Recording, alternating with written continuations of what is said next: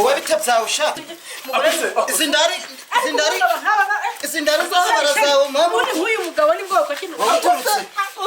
nawe nzi n'ukuri kw'Imana we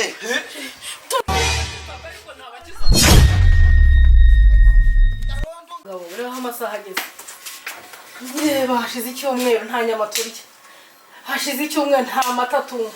hashize icyumweru mana yanjye isukari hano yarashize kandi ntabwo nabishobora pe ntabwo iwacu twigeze tubaho turya nabi sinzi rero ikintu cyakubayeho uririrwa ugenda ndabona usa no nabi nta suku ntaki ndetse ubundi ubwo wagiye gukora iki kudahaha nyenyenyenyesha inyama hano inyama barazihingaga iregura tinyuka ukanavuga ndaniso n'inyama inyama si inyama kubona hano utagira n'iso wagiye ugakuranga abandi nawe ukajya urazishakira kugwera zigishoro si abandi bagore bayakura ndago hasi ni hehe bayakura cyane mu bagabo cyangwa uje n'ahandi byo si byo ushaka kugira ngo njye kwirirwa nshakisha amafaranga nyakuye mu bagabo se nje ngende ngohereza amanyama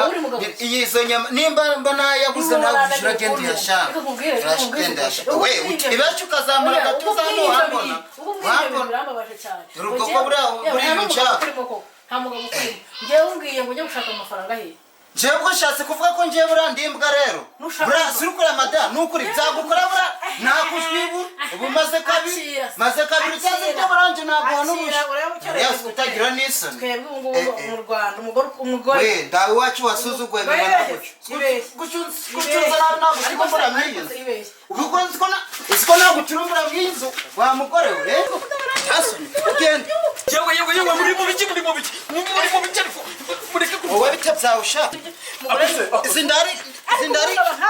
izindari z'abara zawe mama ubundi nk'uyu mugabo ni bwoko ki waturutse nawe nzi n'ukuri kw'Imana we tubwira ntabakizaga ariko ntabakiza niko